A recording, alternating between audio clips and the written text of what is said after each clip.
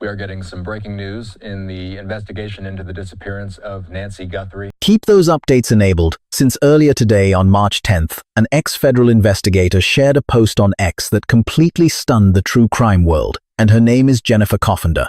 After dedicating decades of her life to the Bureau, this expert truly understands police pacing, grasps the meaning behind official quiet periods, and can easily tell if an inquiry is dead or about to explode. Her latest update was not just a wild guess, but rather a profound question holding its own answer when she asked why Sheriff Nanos continually rejects highly competent volunteer rescue teams like ECU and the authentic Cajun Navy. Could law enforcement be on the verge of making a bust because they finally figured out Nancy's fate, meaning they prefer not to exhaust the precious time of these outside organizations? She followed that up with a highly optimistic phrase that is currently going viral online, stating her glass is half full and she hopes authorities are closing in, which carries huge weight since she is no random internet sleuth. We are talking about a veteran federal operative who has managed these exact types of manhunts before, actively observing the outward actions of local police and forming a solid deduction based on those very moves. What she observes is a local precinct boss declining outside assistance, which is likely not due to apathy or poor leadership, but quite possibly because the department already sees exactly how this entire situation will conclude. In this video, we will break down each individual clue backing up that theory, including every professional insight and statistical marker pointing to the fact that this mystery is not fading away, but actually ramping up. Prior to diving into Coffinder's statements and their deeper significance, we need to clarify her background and explain why her perspective on this mystery carries significantly more weight than virtually anyone else discussing it right now. As a veteran federal operative, rather than some television host or academic theorist without street experience, she spent her career inside the same governmental systems currently hunting down the person who took Nancy Guthrie. And she has closely monitored this saga since day one through social media updates, magazine interviews, and network television spots. Unlike internet pundits pushing wild theories, this seasoned professional remains incredibly precise, notably level-headed, and entirely unafraid to voice her worries just as loudly as her optimism, like when she openly criticized the police for failing to track down that mysterious car caught on a local doorbell camera near the crime scene. The moment the county sheriff admitted they were facing forensic testing hurdles, she tackled the issue head-on without sugarcoating anything at all. She analyzes situations critically, and she currently spots an undeniable clue in the department's choice to reject help from prominent volunteer recovery teams. So we need to thoroughly discuss this specific refusal, since it directly sparked her viral post. That United Civilian Naval Fleet is far from just a random bunch of eager locals, as they operate as a highly organized charitable group boasting a proven track record of aiding massive rescue missions nationwide. The vice president of the organization, Brian Trasher, recently went on Nancy Grace's true crime program to publicly outline the exact resources they proposed to the local sheriff. They pitched a massive 41-page tactical blueprint filled with comprehensive details, featuring infrared aerial technology meant to spot body heat during dark wilderness nights, alongside 25 certified tracking dogs and organized regional sweeps managed by veterans completely familiar with this exact landscape. This was no empty promise, but rather an incredibly thorough tactical pitch officially handed over to the Pima County authorities. Yet Sheriff Chris Nanos has maintained complete silence without offering any approval, denial, or even a basic receipt of the message. After facing heavy media pressure regarding this radio silence, the department finally released a brief statement thanking the public for their passion, while insisting that the job belongs to trained experts, a phrase that could honestly mean two very different things. On one hand, it could simply be a territorial leader guarding his jurisdiction from outside civilian meddling during an ongoing investigation, while the alternative perspective aligns perfectly with the conclusion that the former federal agent reached on March 10th. That secondary theory suggests detectives are holding back secret information, implying that massive physical sweeps using hounds and aerial cameras across the Badlands are no longer necessary because the team shifted gears from locating a body to actively hunting down the culprit. We should now compile all the additional clues, validating this expert's theory, considering the rejected volunteer assistance is merely the newest red flag, with the first major hint being the sheriff explicitly stating they were without a doubt nearing a breakthrough. While speaking on a prominent morning broadcast, Pima County's top cop informed network journalists point-blank that his detectives were absolutely getting warmer in their hunt for the individuals caught on that security tape. He avoided vague phrases about taking steps in the right direction or making slow headway, choosing to sound remarkably certain, though an ex-bureau data specialist named Jennifer Dolbler, who dedicated 13 years to gathering and interpreting evidence, heavily criticized his choice of words. She explained to a major magazine that such bold commentary is incredibly rare for police commanders, noting it could actually backfire if it tricks the community into stepping back and dropping their relentless focus on the mystery. However, there happens to be an alternate perspective proposed by a different retired federal investigator, who informed that same publication how combining the concept of being near the finish line with active tips carries a highly specific definition within the law enforcement community. Whenever detectives publicly claim they are making solid headway on fresh clues, it typically indicates they have finished weeding through useless civilian calls and have shifted toward pinpointing exact suspects using cyber tracking and scientific lab results. Transitioning away from basic filtering and moving straight into targeted isolation absolutely does not sound like a detective squad stuck in the mud. Instead, it perfectly mirrors the terminology of a rapidly shrinking dragnet, bringing us to the second major clue regarding how this specialized unit is currently organized, especially since the federal footprint in Tucson was absolutely enormous during the initial stages. Featuring hundreds of boots on the ground and a 24-hour tactical hub operating non-stop right in the city, that incredibly obvious mobilization has since shrunk down, with the primary headquarters ultimately shifting its base over to Phoenix. Yet the media keeps misinterpreting a crucial element here, constantly describing this scaled-back presence as a sign of defeat when it honestly represents the exact reverse. 4 local county detectives along with a supervising sergeant were officially embedded into a federal tactical team, taking up permanent residence at the Bureau's Tucson branch for the sole purpose of solving the Nancy Guthrie disappearance. Assembling 4 elite investigators and a ranking officer into a dedicated full-time squad hardly paints the picture of a dying manhunt, but rather illustrates a streamlined operation that cut out all the useless chatter to focus entirely on genuine clues. The strategy evolved from a chaotic, widespread scavenger hunt into a razor-sharp tactical unit chasing down targeted evidence, a setup that the retired female agent perfectly summarized during a recent sit-down. She described it as a blistering pursuit featuring nearly 100 professionals, including data experts and local deputies, all aggressively tackling credible tips, meaning the trail is absolutely scorching rather than freezing over. The third critical indicator involves the recent release of Annie Guthrie's car back to her relatives, an observation brought to light through the ex-agent's personal research that sadly remains vastly underreported by the mainstream press. Back when the crisis first unfolded, detectives impounded several automobiles tied to the drama, which included the ride owned by Savannah's sister, Annie, though authorities have finally handed those keys right back to the household. From a purely procedural standpoint, this action implies a couple of potential scenarios, with the first being that the car contained 0 forensic value and was subsequently cleared as totally unimportant. Alternatively, and far more likely in this context, the forensic techs already pulled every single useful fiber or fingerprint from the interior, allowing them to release the property since they squeezed out all the necessary data. Whatever microscopic clues it provided have already been woven into the broader criminal profile, which brings us directly to the 4th major clue regarding Jason Pack's professional thoughts on the feds knocking on doors again. Former federal operative Jason Pack, who played a massive role during the initial hunt and famously compared locating that crucial security footage to unearthing a needle in a haystack, recently shared his take on why agents went back to the victim's street for another round of neighborhood questioning. He viewed the move as an incredibly positive development, breaking down his reasoning with such perfect clarity that it absolutely needs to be restated word for word.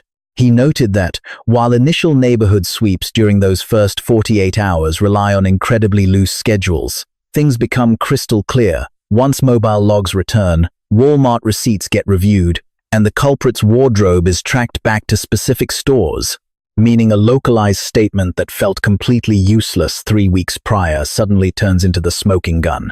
The idea that an overlooked bystander comment from 3 weeks prior could morph into essential evidence perfectly illustrates the concept of retroactive importance in detective work. Clues gathered immediately following a crime rarely show their true worth on day one, mostly because sorting digital files, legally demanding corporate paperwork, and waiting for scientific lab reports demands an incredible amount of patience. As fresh facts roll in and the sequence of events becomes clearer, previously unrelated clues are finally making sense. Agents heading back to canvass that block isn't a desperate move at all. It actually shows exactly how zeroed in they are. Investigators know precisely what they need from local security footage and eyewitness accounts, so they are returning to lock those details down. The fifth major clue comes from coffin data breaking down the perpetrator's most recognizable physical traits. This is the exact piece of information that anyone following this mystery absolutely must pay attention to. Coffin data herself pored over that doorbell video, and her extensive law enforcement experience allows her to know exactly what cops can pull from a clip, leading her to make a crucial point about our masked man that we cannot ignore. She pointed out how recognizable he truly is, from his brow line and facial hair to his specific fashion choices and that distinct pinky ring. Getting a tip from someone who recognizes those traits is the ultimate key to breaking this open. Let's break down each piece of her analysis, starting with the brow line. You can distinctly see the man's eyebrows right through the fabric of his face covering in that security clip. The thickness, the unique curve, and even the dark mustache peeking out from the bottom of the mask have all been verified by federal agents, giving us a highly specific physical profile that drastically shrinks the suspect pool. Then there is his overall look, which goes way beyond his bag and face covering to include how his clothes fit and where his gun is holstered, pointing heavily towards specific tactical training and personal habits. Furthermore, there is a piece of jewelry clearly showing through his heavy winter gloves in an image shared by the Bureau. Even Sheriff Nanos verified this detail on the record. He mentioned that folks have zoomed in and spotted what is undeniably a band on his smallest finger, which is certainly not your average everyday trait. This is a highly personalized piece of jewelry that any friend or family member would spot in a heartbeat.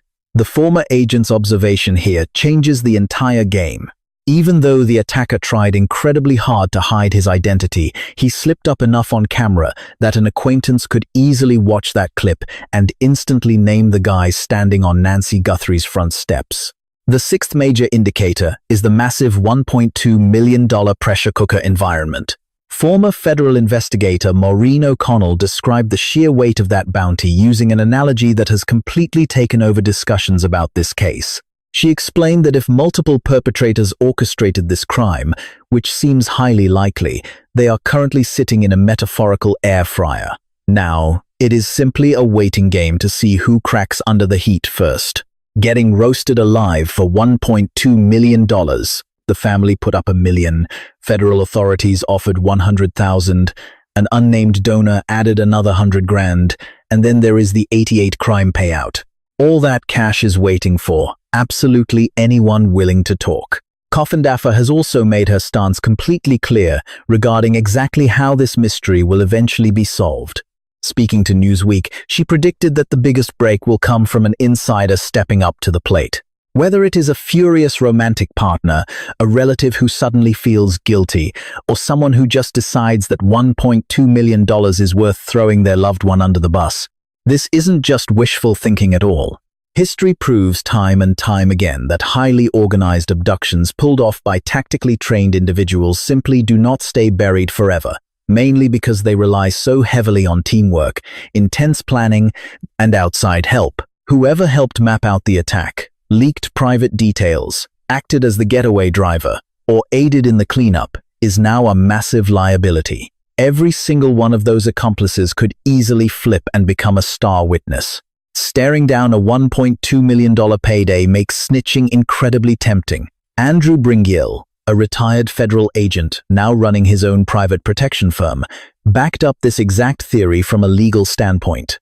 He pointed out to Newsweek that these investigations blow wide open the second a criminal slips up. Usually, the whole thing crumbles just because one accomplice gets mad or desperately wants to wash their hands of the entire disaster. One guilty partner escaping the fallout and cashing in on that massive bounty. The pressure is cranked all the way up and has been building for 6 straight weeks. This brings us to the 7th major clue, tracking down that big box store knapsack.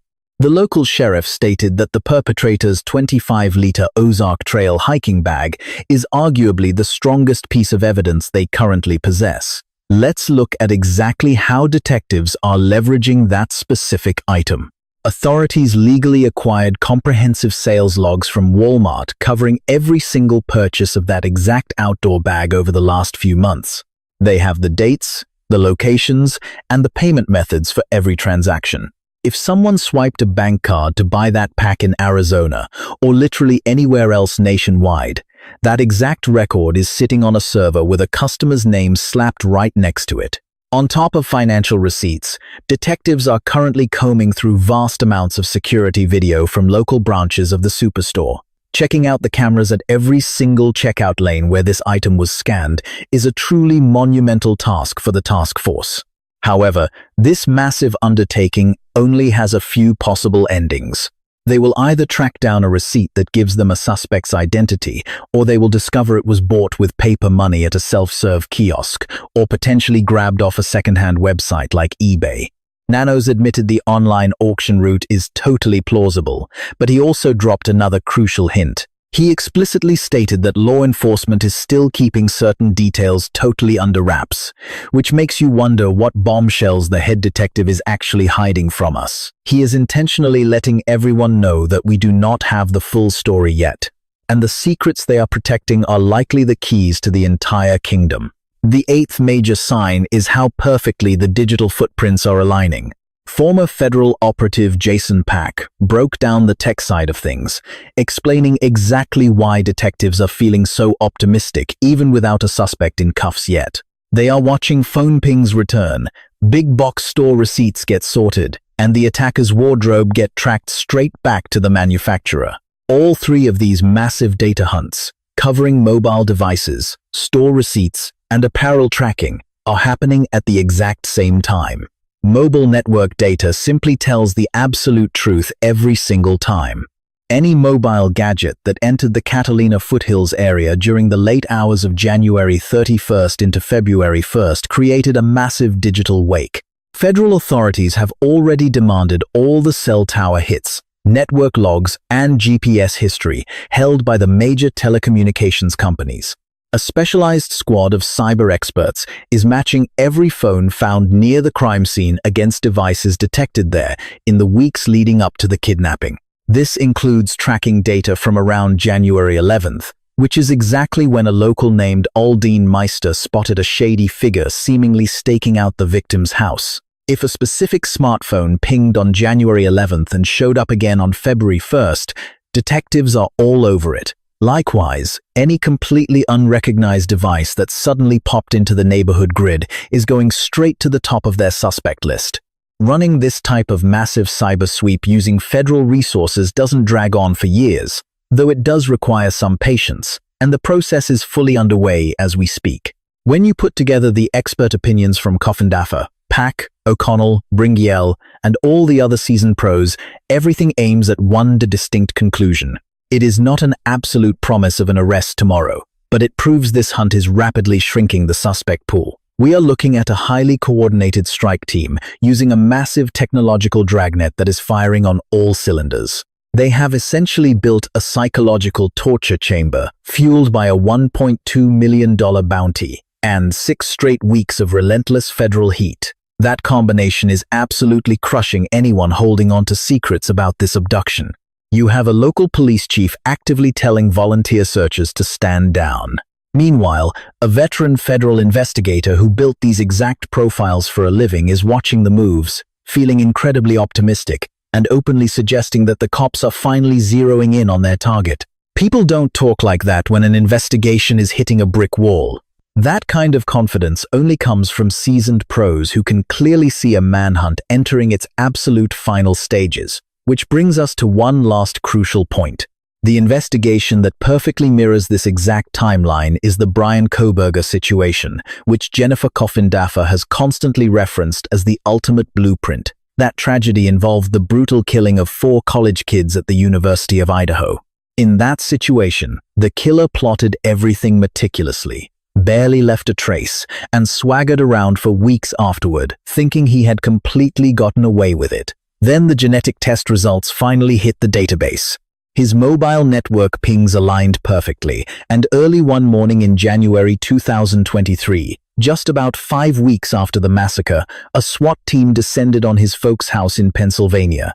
Detectives literally had to dig through their trash cans to find the final puzzle piece. Cops pulled out a discarded cotton swab, and Kohberger's arrogant illusion of safety vanished in an instant. Now, 6 weeks into the hunt for Nancy Guthrie, authorities are actively processing biological evidence and ripping through thousands of mobile network logs. Detectives already secured the retail store transaction logs, and a former federal agent is flat out telling the public that these cops are acting exactly like a team about to slap cuffs on a suspect. The Kohberger manhunt wrapped up during week 5, and we are currently pushing through week 6. If you have any idea who that disguised figure standing on Nancy Guthrie's front steps is, dial 1-800-CALL-FBI immediately. If anyone in your circle rocks that specific brow shape, dark mustache, distinct pinky ring, or carries themselves with that military posture, that $1.2 million payout belongs to you. You can report it completely off the record right now, and don't forget to hit subscribe for more updates. Make sure to turn on your alerts right now, since the second this investigation gets blown wide open, which Jennifer Coffindaffer firmly expects is going to happen, you will definitely want to be tuned in. The search for Nancy Guthrie is more than just another headline in the true crime world. It is a powerful reminder of how persistence, community awareness, and modern investigative science can come together in the pursuit of justice. Cases like this teach us that truth rarely disappears. It often waits patiently for the right moment, the right evidence, or the right person willing to speak up. One of the most important lessons from this investigation is the value of vigilance. A small detail, a unique ring, a familiar walk, or a face partially hidden can become the key that unlocks an entire mystery. It shows us that ordinary people can play an extraordinary role in helping investigators piece together the truth. Another lesson lies in the power of cooperation. Law enforcement, forensic experts, digital analysts, and everyday citizens all form part of a larger network working toward the same goal: accountability. In today's world, technology, surveillance, and data leave trails that are difficult to erase. Even the most carefully planned crimes often collapse under the weight of evidence and time. But perhaps the most meaningful takeaway is about courage. Justice sometimes arrives slowly, but it is often driven by people who refuse to give up, families who keep searching, investigators who keep digging, and witnesses who finally choose to speak. Because in the end, the truth has a way of surfacing, and when it does, it can bring both answers and healing.